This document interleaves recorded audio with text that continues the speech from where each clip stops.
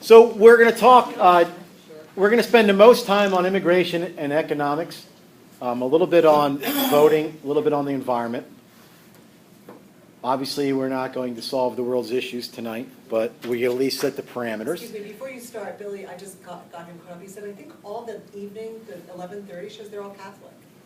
Stephen Colbert is Catholic. Is that right? Yeah, definitely. Stephen Colbert, definitely. Definitely Stephen Colbert.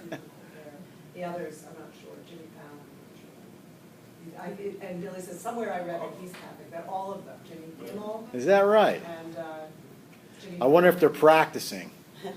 Colbert, definitely. Colbert, yes. Yeah. Okay, well, thank you, Billy. So, sorry. That's quite all right, thank you. So I try to list the documents that I'm using here, and this is from the USCCB's. It's Catholic Social Teaching on Immigration, Movement of Peoples. So they set parameters. And we're going to talk about all the hairy details that cannot be listed like this, that make this difficult for politicians, but nonetheless. So first off, people have a right to migrate. Okay?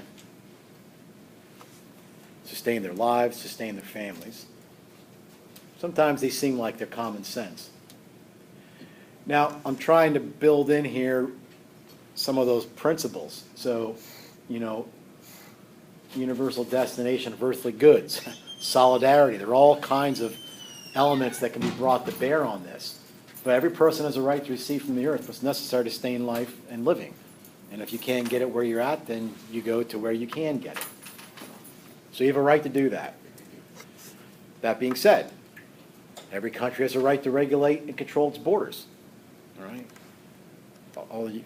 You wouldn't have a country. I mean, that's sort of a definition of a country, that it has some sort of parameters.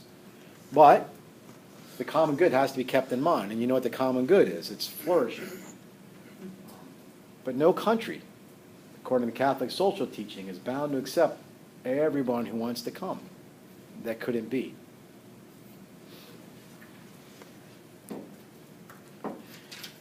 So this one is supposed to regulate the first two, okay? You have to have justice and mercy. Anybody that knows anything about this knows the difficulties that are involved. All right? They do prefer the term undocumented immigrants. Okay, so in your pastoral work, that's how they should be referred to. There are some things that have nothing to do with their legal status. If somebody came to you with pastoral concerns, it doesn't matter to you where they're from or why they're here. Basic education, basic medical services, social services, the church will provide those, and they'll never provide them on the condition of their legal status. So, my family are immigrants from Italy and Poland. Times have changed. The reality is, I often think that if I were in a country and I could not flourish, would I move? Probably. Would I do it, whether it's legal or not? Probably. I don't know. Do you have a question? Yeah, I was thinking, you mentioned like the without borders. That's like two very extreme examples. ISIS, kind of. Yeah. It's very going through different borders, but it's almost like a nation amongst itself. Yes. And then I was thinking of Catholicism. Not that we're a nation, but in many ways, Yeah. we're across so many borders. The same way, that's right. Which it was difficult, anytime we read these documents from the church, they have to address the universality of all of this. We often think that they're always talking about the United States, but they're talking about, worldwide. So no, that's true. That both of those communities, we would call them, are without borders per se.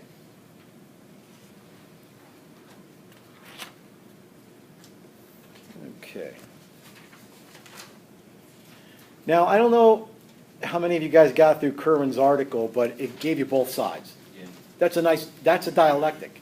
That's reasonable. Just, what are the pros and the cons here? How do we work through this? So I just kind of consolidated some of the things that I drew out of that article, right? immigration, this really speaks to our national identity, and what does it mean to be a citizen? I mean, what are the benefits of being a citizen if they are available to all? They're really not, but I mean, those are some of the concerns that we have.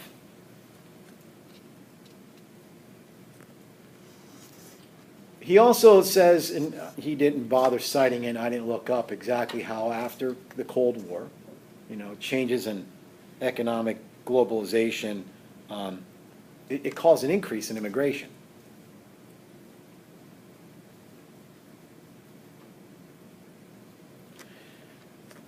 And whatever, the way I understand it, a lot of our immigration laws date back, 30, 40 years. Are they proper to what we're confronting today? He says, no, they're ill-suited. We have different demographics. This, I think, for a politician, it's a lose-lose. I don't know how you push through something like this. I know myself, pro-immigration, I would vote for a bill that I wouldn't like, but if I thought it would improve the situation. Well, then you'd get hampered on the people who thought that you should have held out for something better. And then, God forbid, I think we talked before class, if something happens, like if you send a family back and that poor family meets their demise, then all of a sudden, look what you did. And then if you let them in and some other family meets their demise because of their activity, look what you did. I mean, we play a lot of gotcha stuff in politics, and it's difficult for this stuff to work out because we don't have crystal balls. We don't know how all this is going to play out and who's going to find ways to really play the system, because there are always going to be those people. So the USCCB, United States Conference of Catholic Bishops, they support earned legalization. All right. So there's something there. It's not just you get it, but certain parameters that will be put in place for you to attain it. Family reunification, they don't really talk about extended family, but at least immediate family. And we have to allow necessary workers in.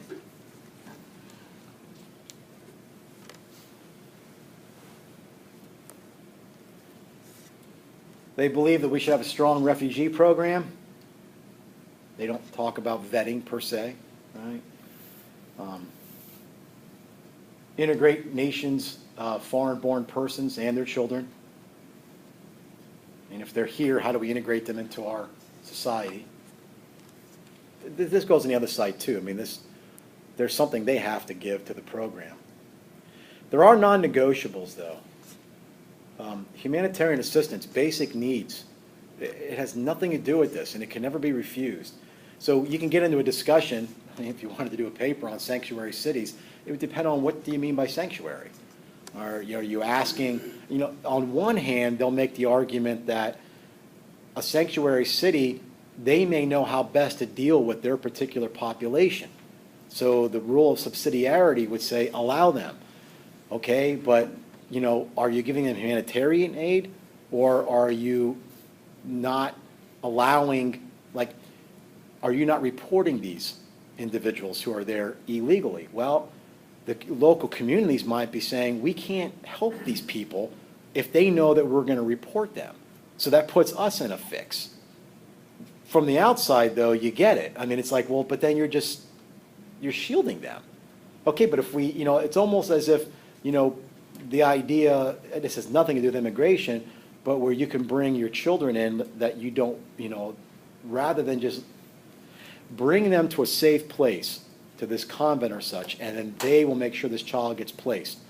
But if you're struggling with drugs or whatever, we're not going to ask any questions. We're just going to accept the child from you. Well, if you turn around and say, but we want you to report these people who are negligent mothers, well, then those mothers are not going to seek them out. So there's always this play back and forth, and subsidiarity comes into it. But we also have a rule of law, okay? We are a nation of laws. But we can't deny certain human rights. That has nothing to do with a person's legal status. The article also said, don't scapegoat the immigrants. Don't blame them for everything. All right? There's a lot of ills in our society that have nothing to do with the illegal immigrants. Did you have something? No, I was just asking, we just watched a movie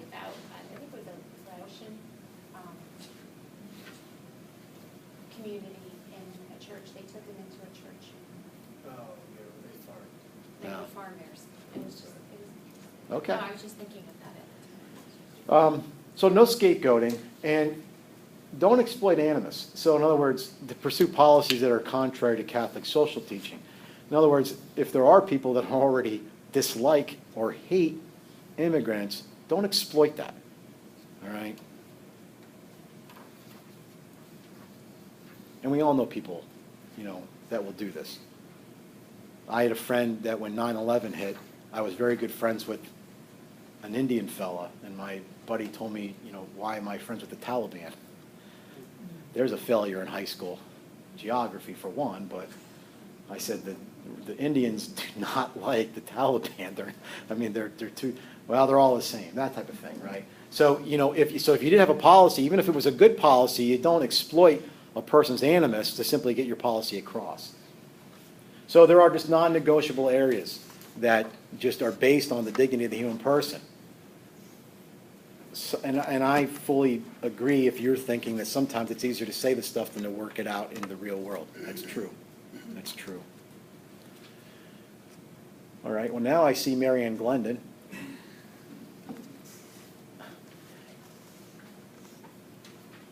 Mary Ann Glendon is a professor, I guess, emeritus from Harvard University and the former diplomat to the Vatican, the United States.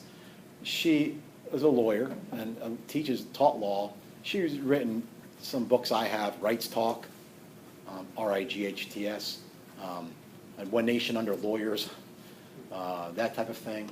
So she's just saying, be careful, and Kerwin brings it up, that when we frame everything in terms of rights, remember they're connected to duties? If we just frame everything in terms of rights, then it just becomes an instrument to pursue, you know, this ever-expanding list of causes. Everything becomes a right. Now, we might want to move towards something. We might say that's something good we should be doing, but the minute we couch it in terms of a right, and you know, anybody that has children knows that that's the first thing, I have a right to do this. I remember me telling my mom one time, you know, the one kid in the neighborhood that wasn't the best kid to hang around with, and I told my mom I have a right to hang out with whoever I want. No, I did not. She explained that to me. But we frame everything in that because it gives it credibility in our view. We have to watch that because it really reduces the force of what is a right. And her point is that if we use them only as an instrument, I mean, a right is just an instrument to get what we need. It's a means to an end. It's going to leave us all with an impoverished sense of rights. We're going to think if everybody has rights and they all conflict, then how do we do this? Okay? She's got a good point. That being said, that's something we don't think of too often. People have a right not to migrate. In other words, it's a shame. It's a shame that that country isn't providing what you need to stay there. Now, we can't fix all other countries. That's part of the problem. Some people migrate regardless. Some people migrate even if it's not necessarily a bad situation they're in. They just think that this might be better to where I'm particularly going. One of the things he said. One of the things that he said is that what I found pretty interesting is that a lot of the people that do immigrate, they're able to, Yeah. but there's people in the countries where they're coming from that probably have more of a need to immigrate And can't. than can. And that comes back to the principle of the preferential treatment of the poor. When you're poor and powerless, did anybody ever see, it's partly in Spanish, it's a movie called El Norte, The North. Anybody see it? It's an indie film from 1984. I can't sleep at night. We have grandkids living with us and they cry through the night, so I wind up watching Turner Classic Movies.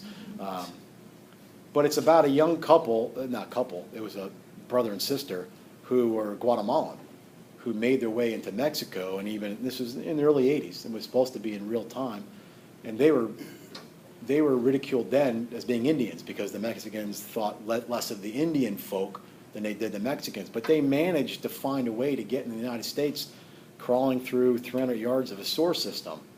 And then it just really brings out the struggles that they have trying to, find work, trying just to live, basic things, it makes you sympathetic to what's going on. And the reason why they left was because their family was killed by people that lived in the area that just had more power than them and took their land. So they weren't going to kill the young girl, they were going to kill him. He hid in the hills, and he talked his sister into fleeing with him, and then they had to find money. It was $2,000 just to get into the United States, and then once you get here, you have no money. So now what do you do? It just brings out all the issues that go into it. But anyway, even when people have the right not to migrate, the receiving state, you cannot deny human rights once they're here. Okay? They still have that dignity. Now, people who have migrated, this isn't a free-for-all. You have a right and you have a duty to contribute to the good of the host nation.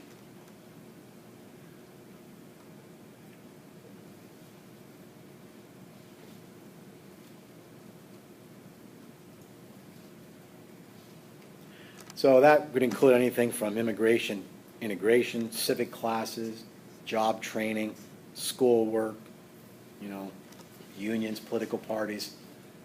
If you're going to be here, now you must be part of it, all right, and contribute.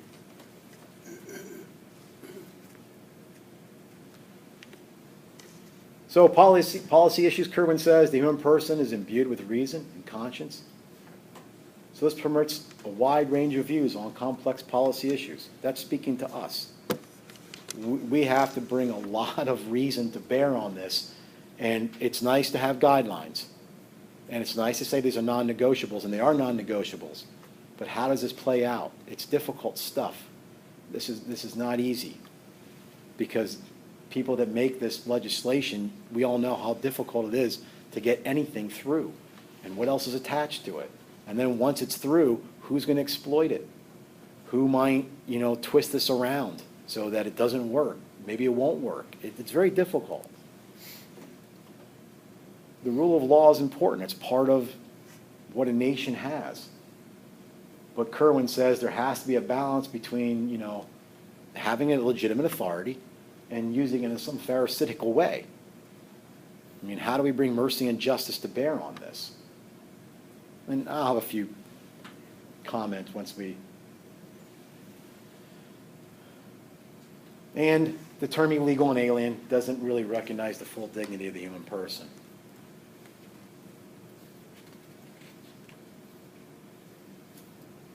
And he's very clear that not all unauthorized immigrants have equal claim to being here. Okay, there's privileges that come with this. All right, things that Kerwin didn't talk about, and I don't see it anywhere in the UCCB pages, but they're the reality, is there's so much connected with immigration that's not immigration proper. Drugs. You can't disconnect those two. It has nothing to do with, oh, am I saying the immigrants are bringing drugs in? No. The people who are exploiting the immigrants and charging them to bring them in, making money and profit off them, also bring drugs with it. So I have a friend who was a state police officer on the turnpike, and he told me that they would constantly pull over tractor trailers that had illegal drugs and undocumented immigrants in it. I said, how often were they both found together? He goes, always. Because it was never where they weren't found together. There was money to be made, profit on both of them, so let's bring them both in. I mean, that's a tragedy. So, how do we handle this separately? My wife was at a presentation by the Lancaster County District Attorney, and we have an opioid epidemic going on in this world, right? In the United States specifically, in Pennsylvania. He said in his county, he said it's like 99.5% of all the heroin comes from Mexico illegally across the border. So it's, there's a lot of other issues that get tied into this. And that is not a reason to say, well, then therefore let's just close things down. But it's part of it, and we all know the complexities of this. So there's going to be a range of views on this. There are things that we could disagree, you and I, and even us, and particularly how it plays out, even according to what the bishops say. the non-negotiables, but always leaning towards justice and mercy. Always leaning towards justice and mercy. Because I just know if it were me and I was in a bad situation, I would make my way across one way or another. So, anybody have anything? Yes? We kind of administer the food pantry for our parish, and we became aware of a family before Christmas. I don't know all the details, but they were suffering religious persecution in Bethlehem. They're Catholic, and somehow they got to our church and were referred to the food pantry to see if we could help them in any way, just to survive.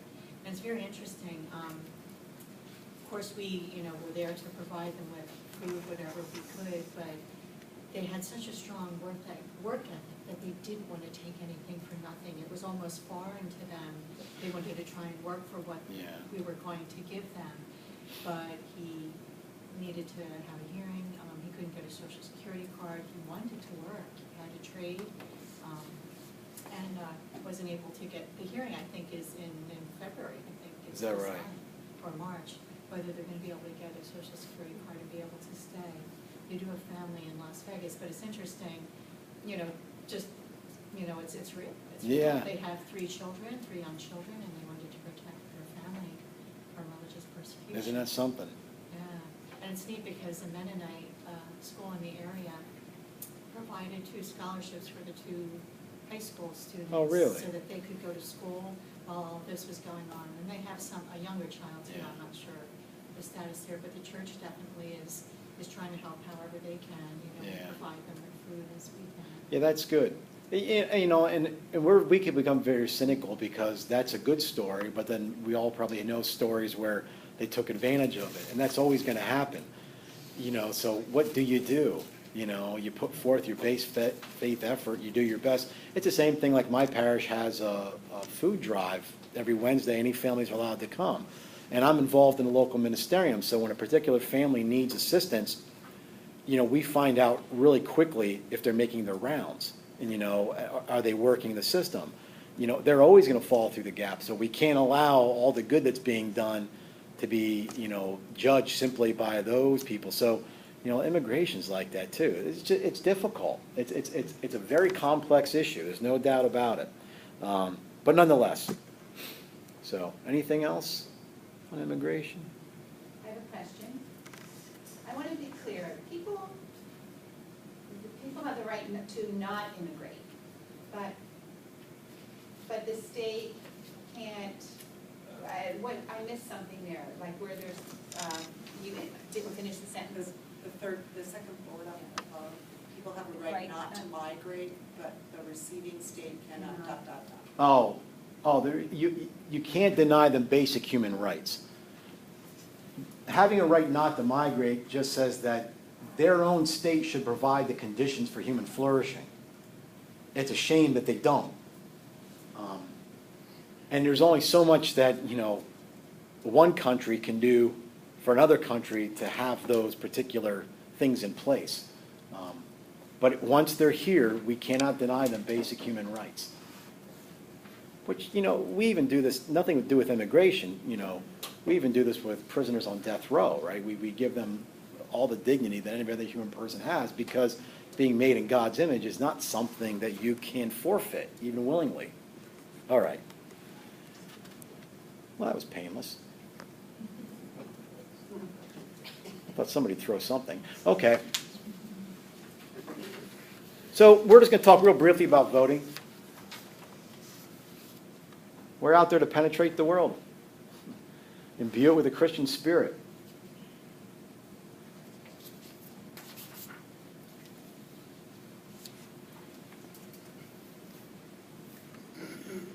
We've already spoken about conscience in another evening. Conscience recognizes what's true. It doesn't establish what's true. So just because a particular politician says, this doesn't bother my conscience, doesn't mean that what comes after that is going to be valid. Our conscience only bears witness to the authority of natural law. I don't know if you're like me, but politicians and newscasters, the minute I hear them say, Okay, now I'm Catholic. At that moment, I'm starting to go like this because I'm so scared what's going to come out next, you know?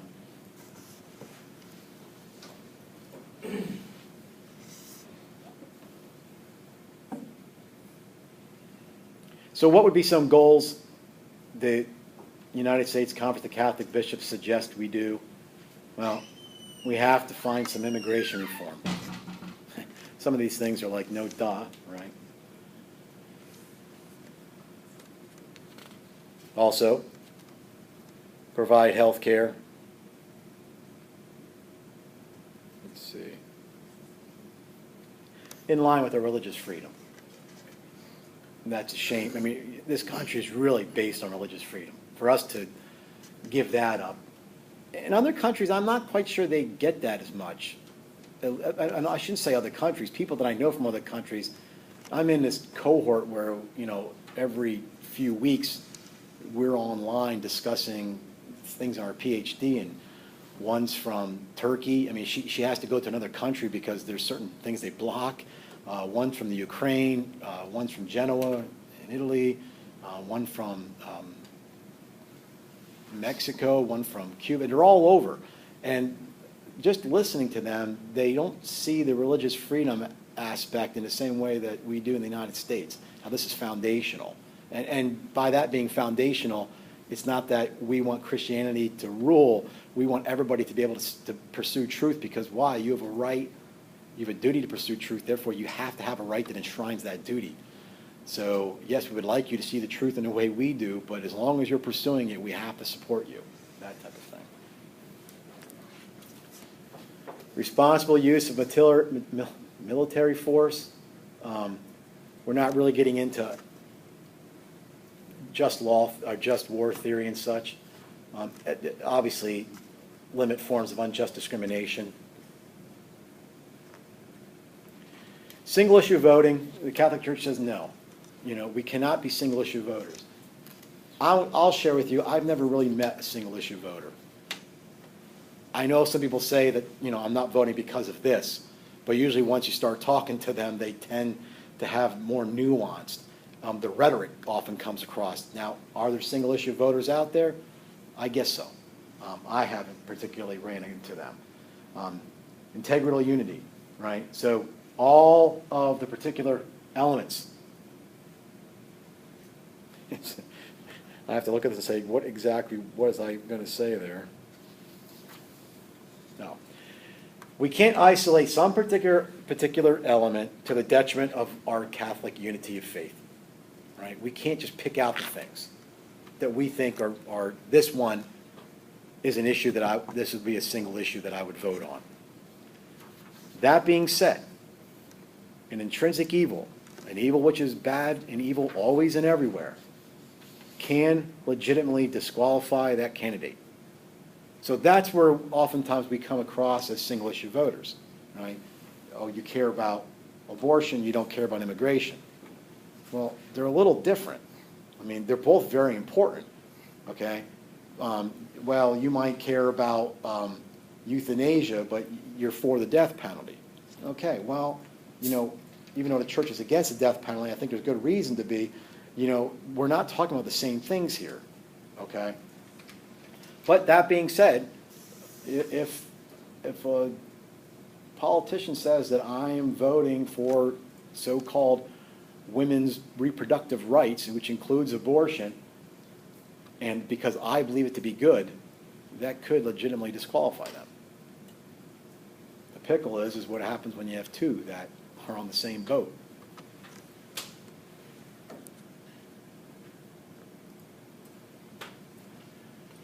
One slide of voting. Okay, economic life. This one we should have something that hopefully people can chime in. It starts out by saying the human person is never a means to an end, okay?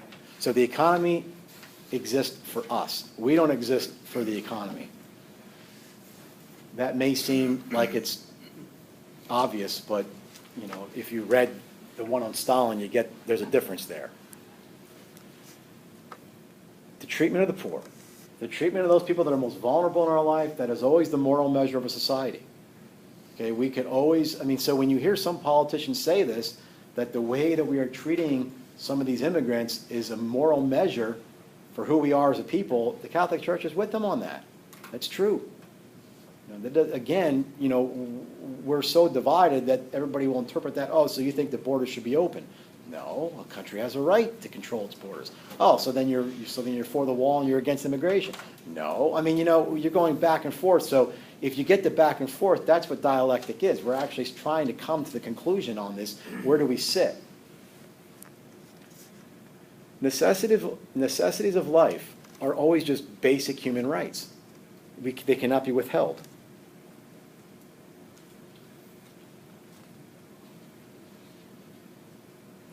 That includes food, shelter, clothing, basic education, basic health care. Is health care a human right? According to the Catholic Church, yes it is. Certain, treatment is necessary. That doesn't maybe open it up to physical therapy and other things, but nobody can be turned away. So in Gaudium et Spes, it says economic development in advanced areas has developed to where almost the entire personal and social life of people is permeated with an economic way of thinking. In other words, are we letting economics in this country, which always seems to be a big issue with voting, are we letting this kind of permeate all the other ways that we see the world? If it is, then we've got issues. We're starting to think that the economics exist for us. We don't exist for it.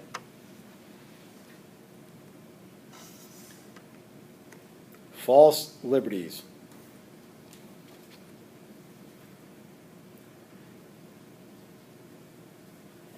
They must be exposed and shown to be erroneous. It comes right out of Gaudium et Spes. I'm trying to see the rest of it here. I guess the point they're trying to make is that we cannot simply leave economic growth to some mechanical course. So we have to watch trying to put this, framing it maybe in terms of, these are our liberties. We should be free to do these things. Watch it. As we start bringing up false liberties. What would be an example? Well, I think we were talking about CEO. Like, here's an issue, right? So you see on the news, people have a problem with the CEO pay. Okay, well, how much is too much? Well, maybe that's not the right question. Maybe the right question is how much is necessary. So if we're putting that in terms of a liberty, they should have, it's capitalism, whatever the market will bear, they should be allowed to have. We have to show that's erroneous. That's not proper thinking. I mean, anybody that takes any business courses knows that, charge what the market will bear. Well, how do you like it? I mean, how do you like it when oil was $4.25 a gallon, and ironically, they had the most profits that year, but that wasn't gouging? It's hard to understand how this goes, but, so we take certain aspects within our economic systems, especially with liberal capitalism, and we frame them in terms of these are liberties that we should have. Well, we're saying that those things need to be exposed and say, no, that's erroneous. We're not talking about, a person being able, a person who invests more should get more out. Like, particularly, Ben and Jerry's. Those two guys, when they started their business, had made a promise that they would never make more, I think, than 9 times the lowest paid employee. Now, that's good Catholic social justice teaching, even though they had no intentions of following Catholic social teaching. That was perfect.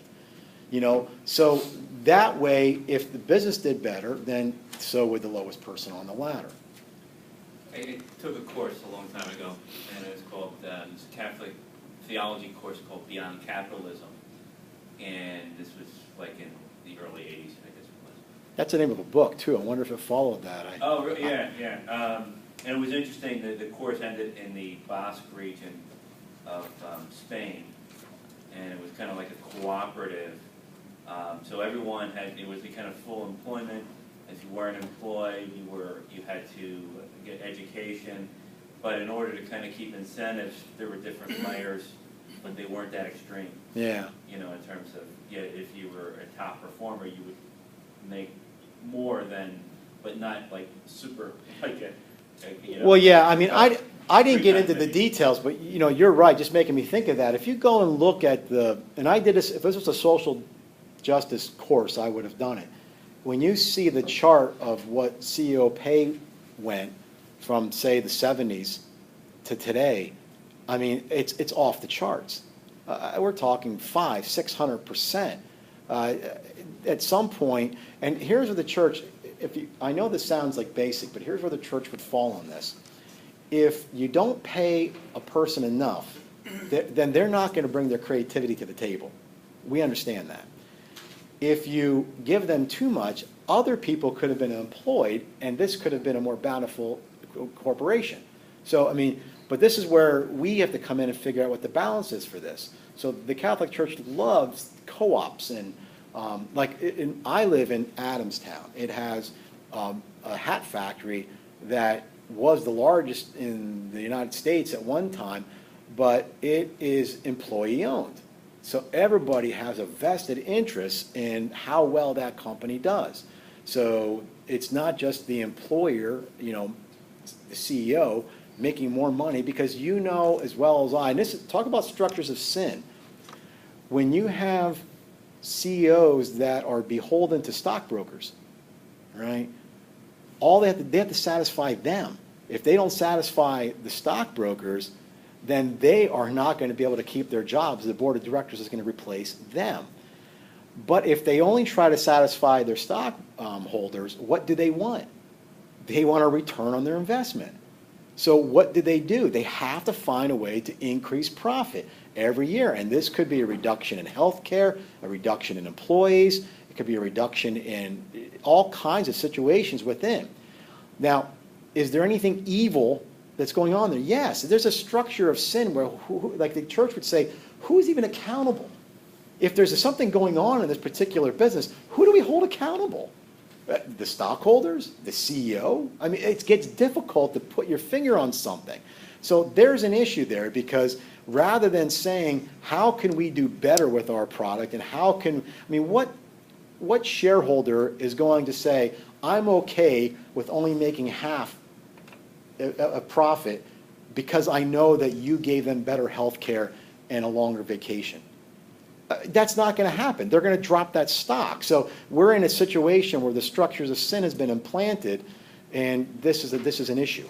But there's individuals that are responsible for that. Just because you're in that situation and you have your golden parachute and say, well, what am I supposed to do? Turn it down? Well, you know, there's all kinds of, you know, things that you're still going to be responsible for. We have to give an accounting, somewhere in these notes, we have to give an accounting to God for all the things that were given us. And we can't just make the claim, what was I supposed to do? It was a really good deal, you know, that kind of thing. So Amish is based on that, isn't it? Where there's no power, like no job is higher in the Amish? in the Amish. Yeah, I mean, don't. there's no, so. I guess so. I don't really know a lot about, you know, I wonder about their economy, how that would work, you know? Whatever But- your job Somebody is had a has question. equal value. Yes. Is this a comment, more like a comment? With CEOs, I'm wondering about if people under them make a mistake, I'm mixing you, so the Okay. CEO. Would the CEO go to jail? No, in other words, they're being paid for what they do. However, they also have more responsibility. They have more to lose as well. And that's just my feeling. So, yeah, the CEO. So like, even though the people, I mean, we have to find a balance, but if the people under them make the mistake, then the CEO gets blamed. He's the one that goes to jail. She's the one that goes to jail. Like, or like doctors. People always think that doctors make so much money, but they have malpractice insurance that keeps going up and up, and they have to pay, you know. And, you know, they're often very house poor, but they also have money that, you know, needs to go to a lot of things. True. So, True. I guess, you know, this is one of those situations where you have to look at, you know, these are guiding principles, but there are particulars that happen.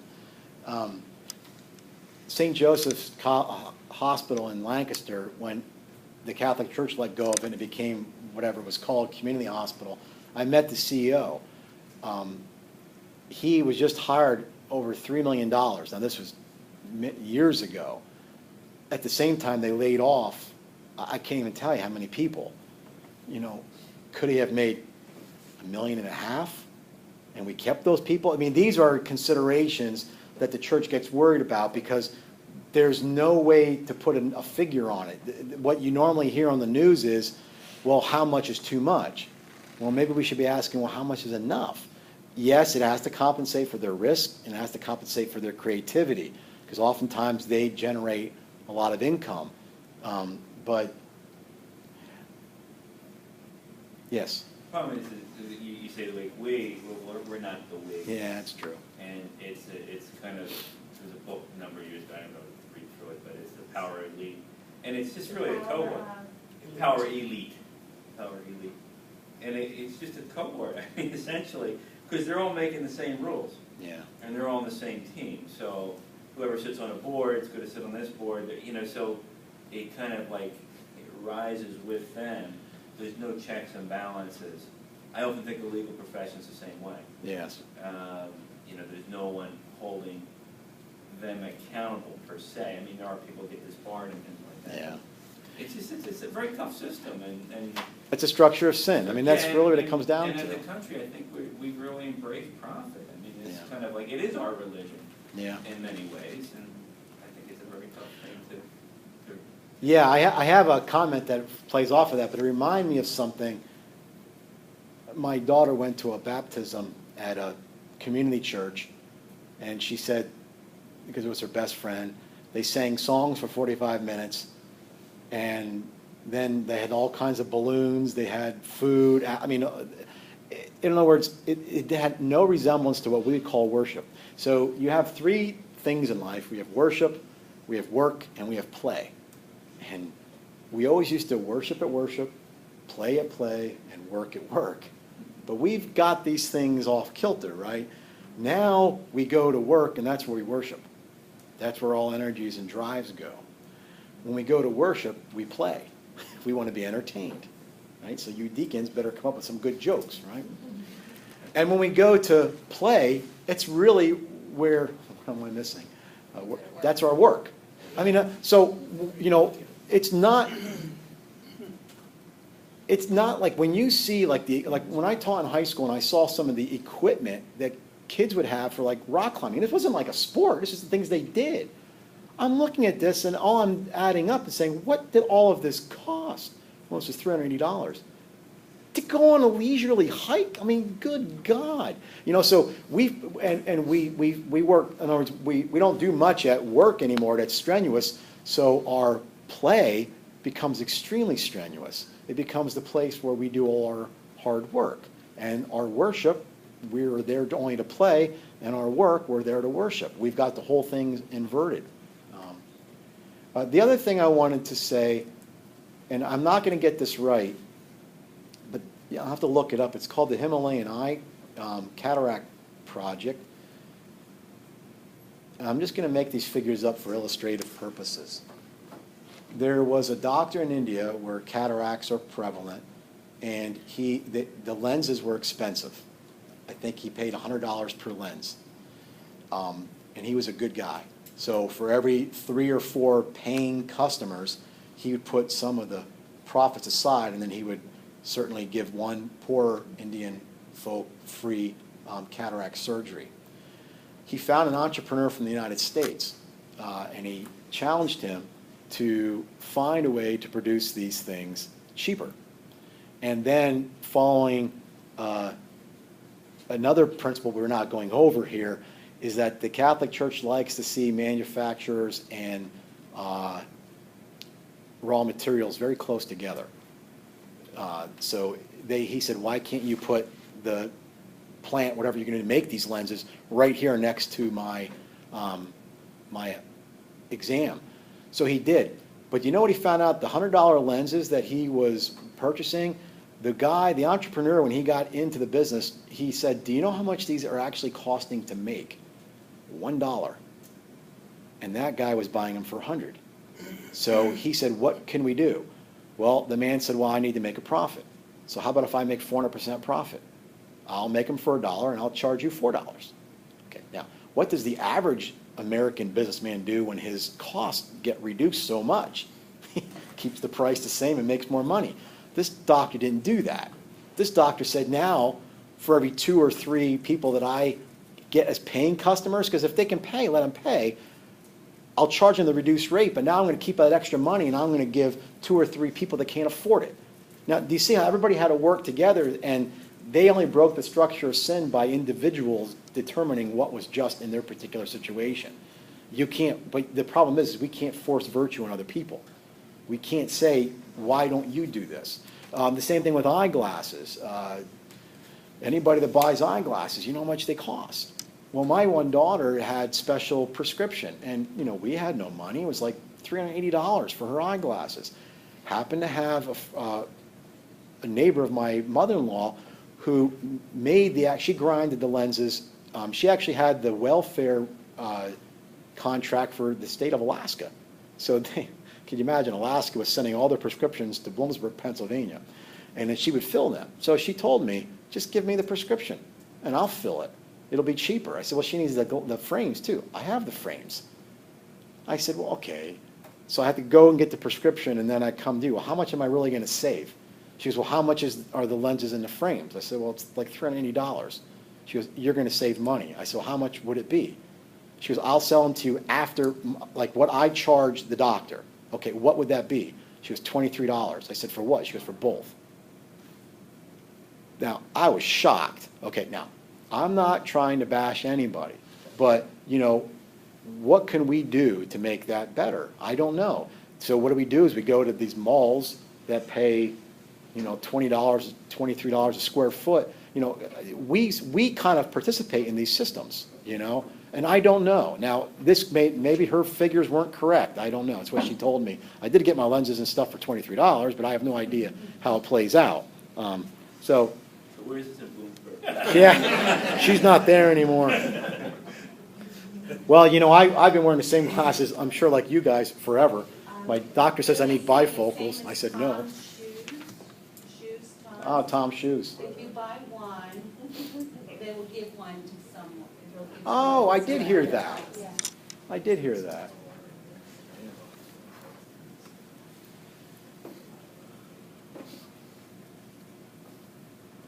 So, in economic life, whatever we do in our world, our labor, it joins us to other people. So there's a sense of solidarity here. And we also serve other people.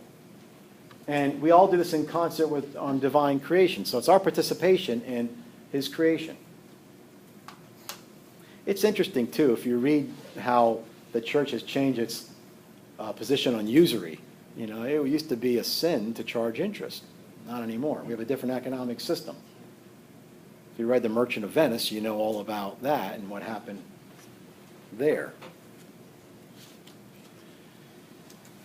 So Gaudium et Spes says the entire process of productive work must be adapted to the needs of the person and our way of life.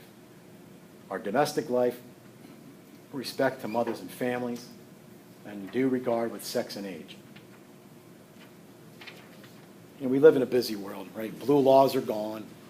Like you talk to somebody who's young and say, on a Sunday, all the stores were closed, right? Well, if you went up to Lake Jean, or we used to go up into Scranton or whatever, if you needed gas, you'd get it on Saturday because they were closed. Now we're so used, we've made our world busy. Saturday night vigil mass, that was, as far as I understand, was intentionally brought back for the people that had to start working Sundays. It was a way for them to still participate. So, anyway.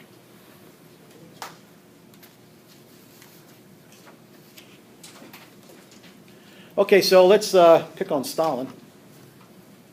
Now, when I took a course here, I read, it was a Communist Manifesto. I gave you Stalin's dialectical historical materialism. He referred back to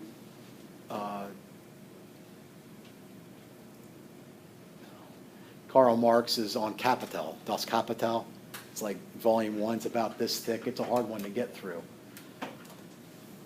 And we're talking about communism and socialism. Communism is the political aspect of socialism, the economic theory behind it. Beginning with the material world, that's the first thing. Obviously, this is atheistic, right? So history is always understood in relation to error. What errors have been made in the past? They follow Darwinian concepts, right? There's nothing stable about the world. Everything is continuous movement, it's continuous change. We're always going from these lower forms to higher forms. Just think Darwinian evolution. So a dialectic is when you have this conversation back and forth, right? So there's always a process of development, and we're always going from an old qualitative state to a new and improved qualitative state. And the form, the way it happens, is always through struggle. There has to be struggles to get through this. Did anybody ever tell you that more people have died at the hands of religion than anything else? Have you ever heard that?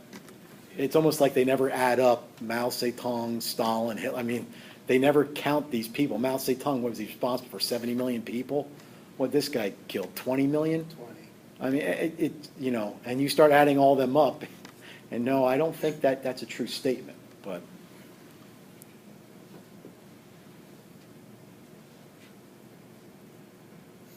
I think I just saw a special on BBC where Stalin and Hitler's mother died the same day. There was a comparison between the two. They are both disturbed individuals.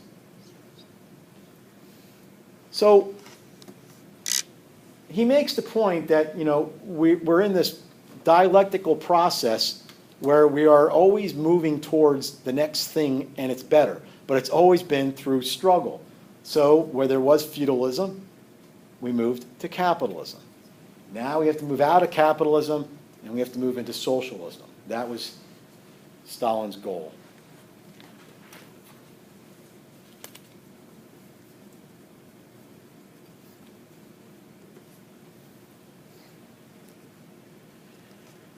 They are not for reformations. They are for revolutions. You can't do this stuff slow.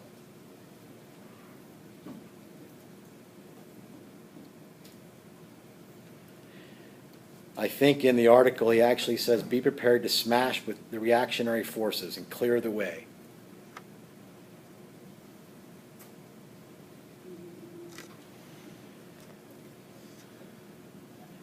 Now that you know something about Plato and his forms, this is the direct opposite. And he says that.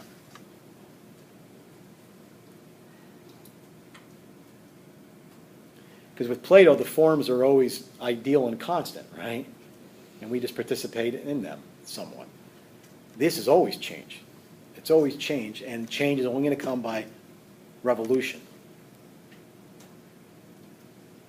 They were absolutely paranoid, too. The number of people close to this guy that they would kill. I mean, the minute that he thought somebody, you know, didn't think like he thought. I saw on they actually had video. They would clap for 30, 40 minutes. Nobody wanted to be the first one to stop clapping when Stalin was standing there. So they had to develop a system because nobody would stop, where they would ring a bell to tell them to stop clapping. So then they all, probably even then, tried not to be the last person to clap. And if you did, you got killed. So they say the clue to study the laws of history and society, it has to be sought in the economic life of the economic life. Those are the clues. So this is why it's such a force in their philosophy. So we're talking food, clothing, housing, all those things. They become the weapons. So if capitalism, those capitalists own the means of development, and they are the oppressors, the bourgeoisie, all they're going to do is exploit the proletariat class. So they're setting up a struggle. It's them against us. And they have the means that are necessary for society and economic life, right? housing, food, all those things. So we're going to have to use some revolution to overcome this. It is not going to change gradually.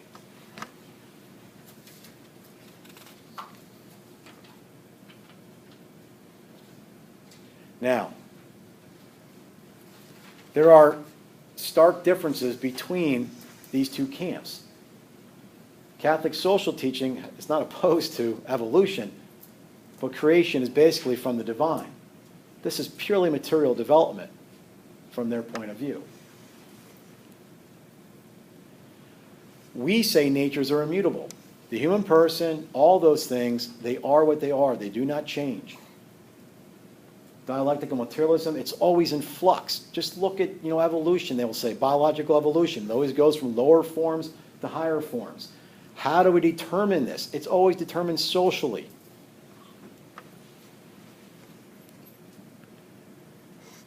Catholic Church says basic rights are human rights. These basic rights, food, shelter, medicine, they become the necessary elements for power and change. We need to use those. We're made in God's image. This is a very famous statement. Homo economicus. Economic man.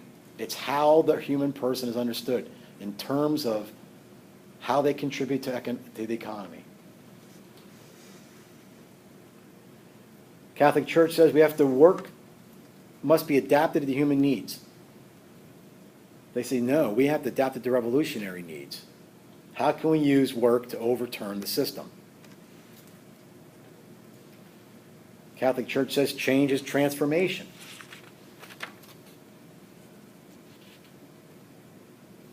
Not conflict. They say, no, change is revolution. We have to revolt from the old within. Now, we know that this whole theory economically failed. I mean, by the 60s, the world knew that. So we're not getting into it tonight, but this has not gone away. This has morphed into cultural Marxism. All these things are still present.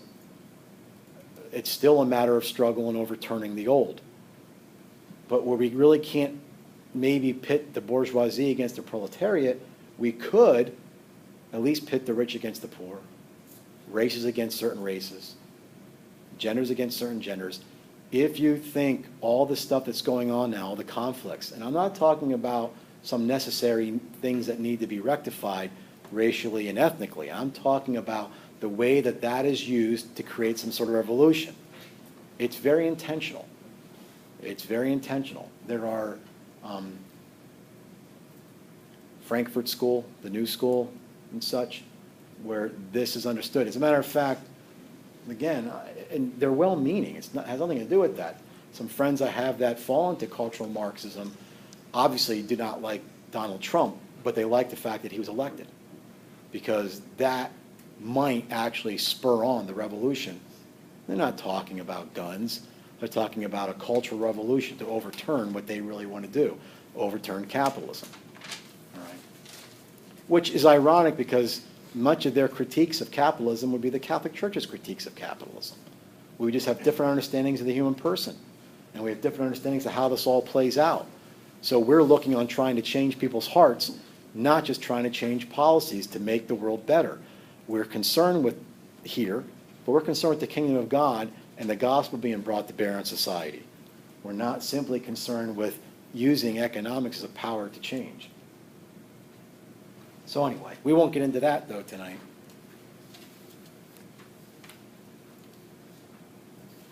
So this is from Economic Justice for All. And in that document, it says, look, we're made in his image. The fact that we have compassion amongst one another and solidarity, that bridges the seeing and the action. So we can't forget the separation of the goats and the sheep, right, from Scripture. We don't want to be a goat. We want to be the sheep. They're separated along by what they did. You know, when somebody was hungry, when somebody was tired, when somebody was thirsty, when somebody was in prison. You know, that's what it's based on. So the compassion, and it takes more than just empathy, it takes the action involved. So they give a warning to the rich. It says, the rich are wise in their own eyes. They're prone to apostasy and idolatry. So what's the problem? Now, who's rich? Well, I don't know. But the reality is that you do have a level of self-satisfaction and an understanding that I'm kind of okay. I mean, you don't need the other person as much when you're poor and powerless. People that start up a GoFundMe page for you if you're struggling with an illness and paying bills, or you're in a particular situation. What a sense of camaraderie you have from people. Okay, so your need draws them in. The reality is, if you had money, you would feel self-sufficient. We often talk in terms that, well, I do really well at my job and make a lot of money, I'm blessed. I always thought we should watch using those words, because that's not what Scripture says. Scripture says, woe to you who are rich, blessed are you who are poor. I mean, what do they mean by that? Well, think of C.S. Lewis. I think I already shared once with you the line from Screwtape Letters when he's trying to instruct young Wormwood on how to be a good demon. And Wormwood thinks, I should not let them earn a lot of money. I should make them poor. And the senior demon says, no, what are you doing? Let them be prosperous. Let them find their place in the world, because then the world will find its place in them. And now we got them.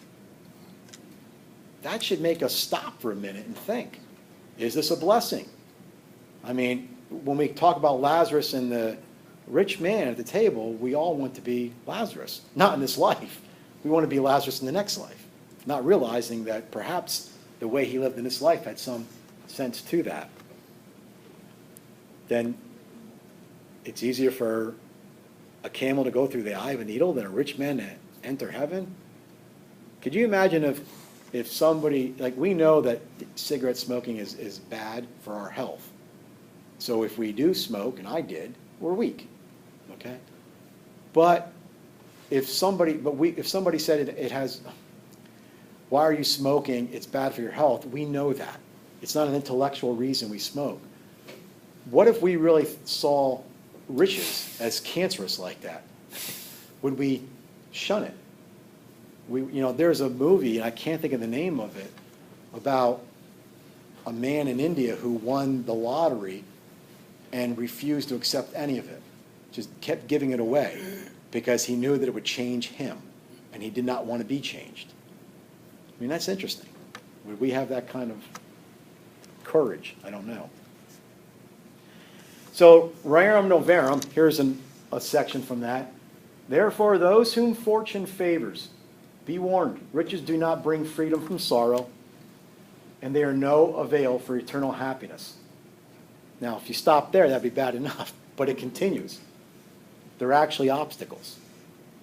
The rich should tremble at the threatenings of Jesus Christ, threatening so unwanted in the mouth of our Lord, that a most strict account must be given to the supreme judge for all we possess. Now, I beat myself up with that, and I don't ever want to project on somebody else. But we have to determine how we live, and how, so, and this is nothing to me. Me and my wife made a vow, we don't buy anything new, clothing. I don't do as well as some friends I have. So I used to not even buy shoes new, but I destroyed my feet. My doctor told me I had to stop it because I'd go and buy used shoes. Although these are used. I got these for $12. But it's just one way to try to live out a spirituality. So I have a friend who has 5 kids, owns his own house, and he says outside of the permanent fixtures in the house, there's nothing in that house, including appliances, that he has spent more than $50 on. But it's true. And that was his oven. Everything else he got used for $20 here, $30 there. Christmas presents all come from, Goodwill or from various, what do you call it? Not flea market. My mind's gone. Like yard sales and such. They go around to things like that. Now, that's pretty good. Now, are we all called to that lever? I don't know. Are we all called to poverty? Depends on how you view poverty. Poverty is not destitution. Destitution is you're being denied basic, human sustenance. Poverty is I'm living just within the means I have. And I've already shared with you about my mom, her house getting broken into, and they couldn't find anything to steal. That's a nice freedom to have.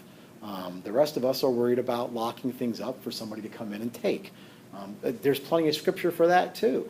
I even have a problem sometimes, and I'm not trying to put this on anybody. This is me thinking aloud to myself about retirement. I don't really have retirement. I'll live with my kids. I know you're probably laughing, but they saw, we tried to image this, so I brought family into my house.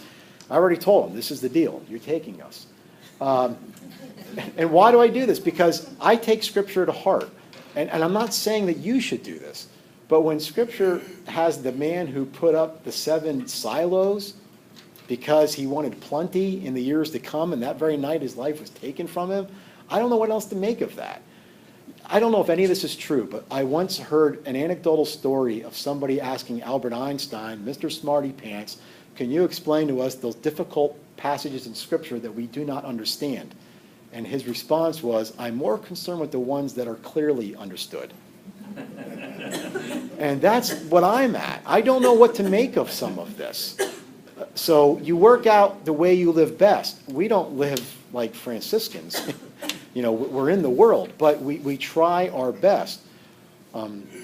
It's not always happy. There's a lot of struggles that you have in your life.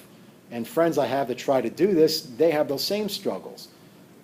But it's often, sometimes the poor reach out the most.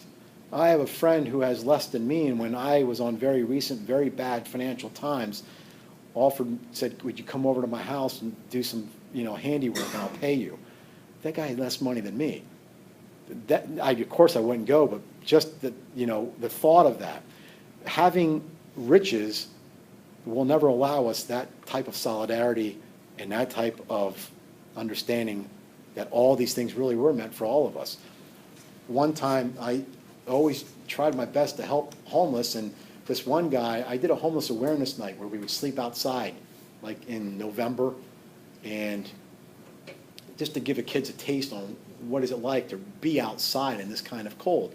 And I would go and get a friend I had that was homeless and have him come and just talk about this. And then what we did to make it a service project was they had to collect food, and then we would send it along with the individual. Now, this particular man was home by a homeless. He lived in his car, but he just got in about a week before he came to talk to us into income-based housing, so he was there for free. We found out that all the food we gave him, he brought back, put it into the common area, and let all the people in the complex take what they needed. Isn't that something? Mother Teresa said she was humbled once. Can you imagine humbling Mother Teresa? How do you even do that?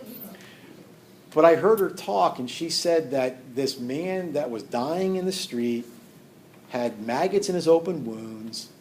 She took them in. He was dying. There was nothing they can do except help him die in dignity. They cleaned out his wounds, put him on a clean bed, put clean sheets on him, and she thought to herself, he came to her and said, I don't know how to thank you. I have lived like a dog my whole life, and because of you, I am dying like a prince. And she thought how mad she would be, how the world screwed me. Man, I got a bum deal. Oh, fine, I got a bed and I'm dying. She goes, none of those thoughts ran through his head. And she goes, and I was absolutely humbled in front of him. I'm thinking, that's pretty good when you can humble that woman, right? Think of, I can't remember the priest that was her helper throughout much of her life. He was the one actually that when she didn't think they had too much time to live, he prayed and said, take me instead of her, and he did die. But they would do fundraisers. And she walked into a fundraiser once, and the whole place was set up with silverware, and it looked extravagant. And she started picking up the plates and the spoons. How much did this cost? She goes, what are we doing here? The people I can feed just with this plate might have cost. She left. She goes, I'm not staying. And he said he was humbled and realized it's true. I don't know about your parish, but, you know, my parish, and I don't blame the priest, you know, we have fundraisers. You know, Treasure Island, this and that, where artwork is auctioned off. Who goes to this but people with money? I mean, it almost becomes a sense of accomplishment that I can go and contribute to this, you know, donate in this way. Because nobody I know can afford $300 a night. They wouldn't do that. I mean, that's like a vacation for most people, you know. So, but we've set things up like this. So, I mean, I don't try to be hard on the people, right? You try to do this yourself, and I might be wrong on some of the stuff. I just accept that. But nonetheless, you do your best. So anyway, because I'm afraid that people think I'm the rich guy, and then, you know, they're looking at me. So.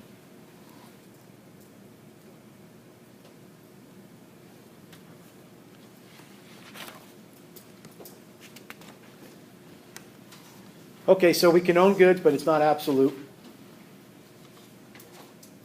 We're not going to get rid of the inadequacies of capitalism. The reality is the poor lack material goods, knowledge, training. Sometimes it's hard to escape that situation.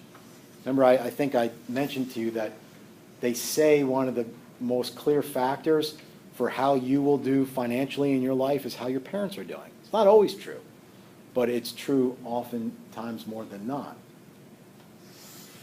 What's that book, Rich Dad, Poor, Rich Dad, Rich Son? I don't know, how's it go? Rich Dad, Poor Dad? The idea is that the people who have money know how to put their children in a way, you know, to invest well, to accumulate. Everybody else is just trying to get by, and you wouldn't know what to do with your money if you had $3,000 to invest.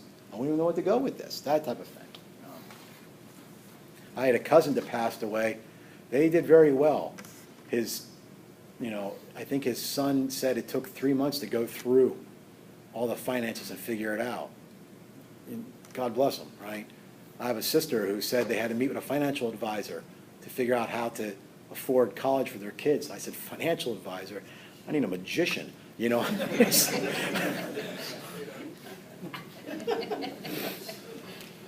how does like college education fall in that though? I don't know.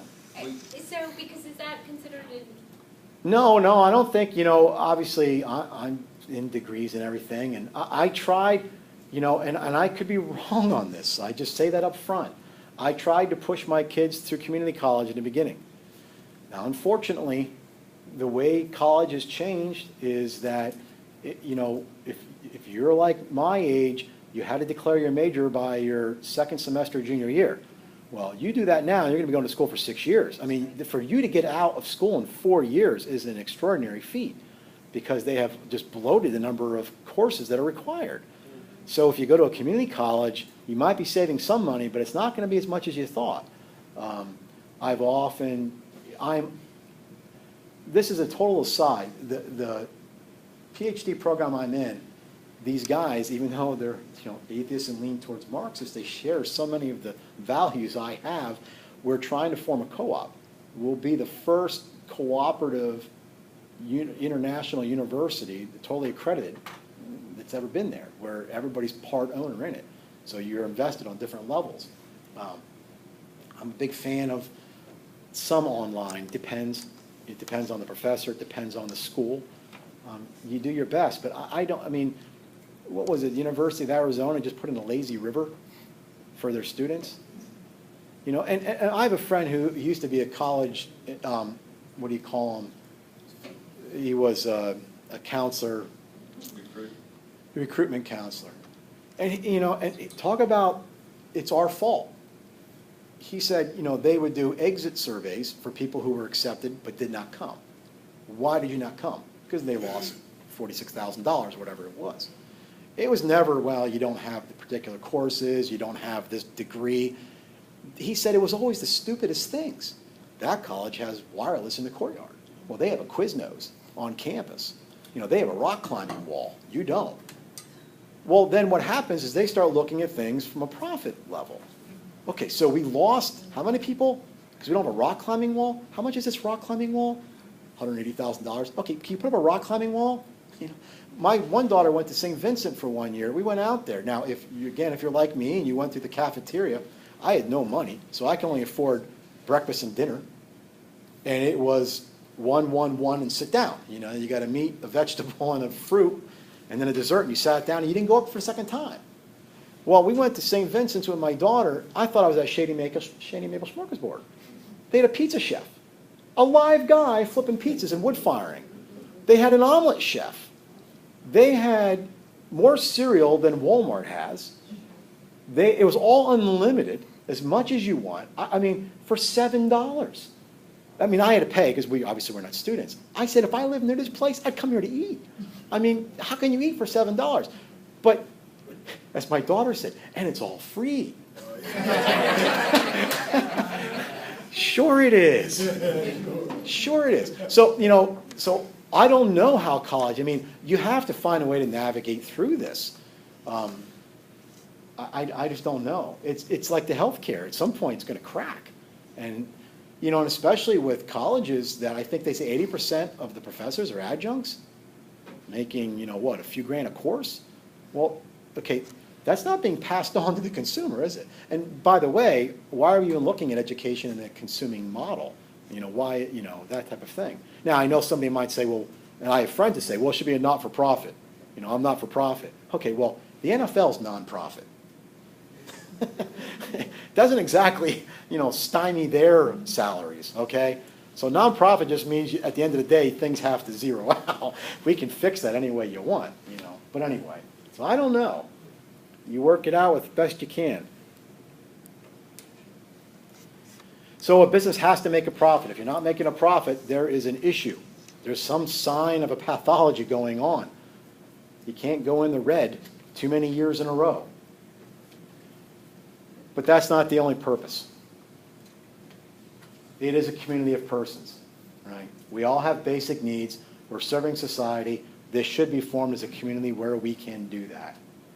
And there are plenty of institutions that try this. If you read about the Focolare movement in Italy, where percentages are taken, so much goes back to the community, so much goes back to development, so much goes back as a return to the employees. So there's an investment that's going on there, and they're embedded in the community.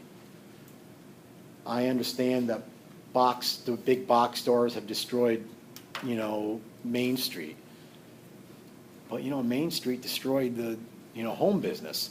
It's just, how far back do we go? I remember before they finished Route 222 between Lancaster and Reading, it was just 272, and there was a diner on there.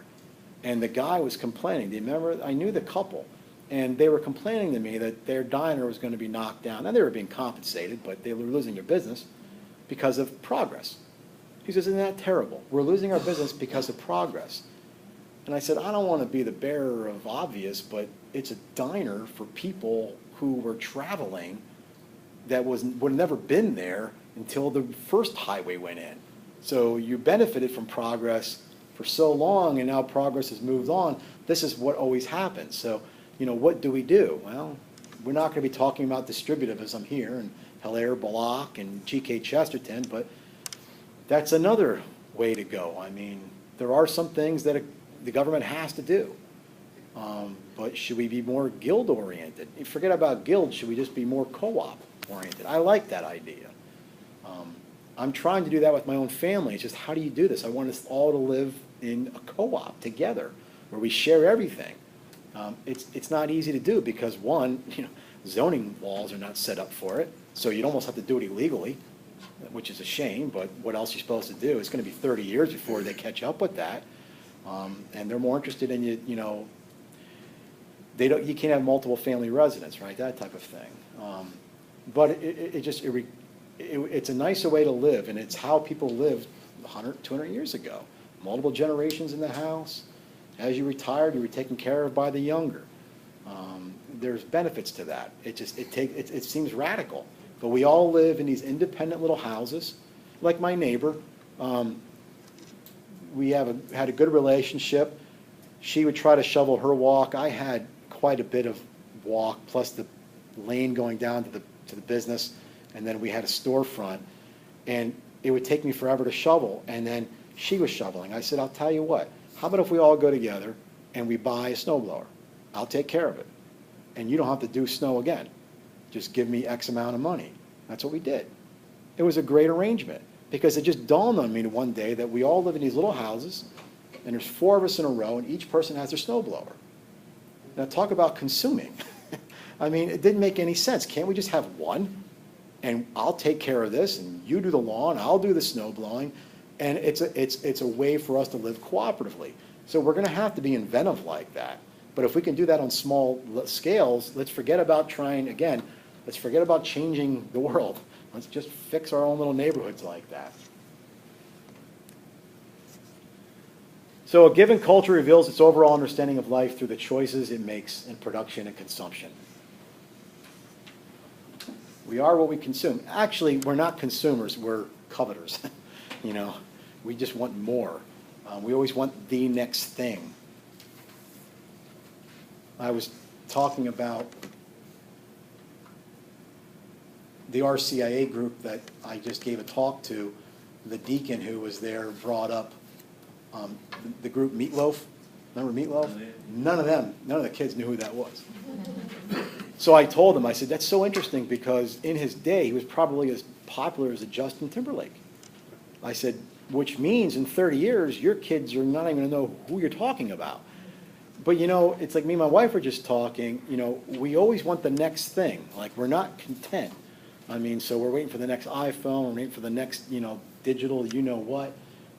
So even though we call it consuming, we're really just coveting the next thing. But, okay. I'm just going to put this up there and then, I'm sorry, I went longer than I thought. So let me just make some general understandings here. The whole universe is God's dwelling place. We do not have a sacramental understanding of the world anymore. We look at the world as something to use. But all of the goodness in the world, all the things that we can use it for, this has to be a sign and disclose God's creativity and goodness.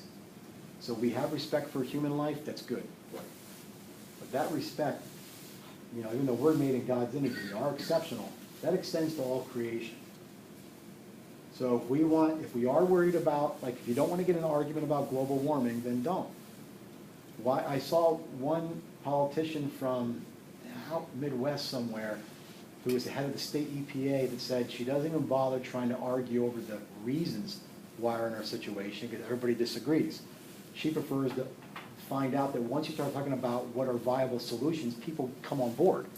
Let's forget about how we got here and let's talk about what we can do to make things better, and then people are into it. Well, the reason why I don't think anybody's really serious about global warming is because nobody wants to change their lifestyle. We want to do everything we're doing, but I don't want pollution. But I want to do everything I'm doing. We don't consider how we, you know, use cars and planes and everything else. So we enjoy rather than try to grow. I like Chantissa Musano says we're actually provoking a rebellion of nature. It's almost like a tyranny on nature. In Popularum Progressio, accelerated demographic increases too frequently and difficulties to plans for development because population increases more rapidly than resources are available. So oftentimes we have distribution issues that go on in the world. So, and this is from the USCCB's Renewing the Earth. Anyway, I'm sorry, but that was a little bit more.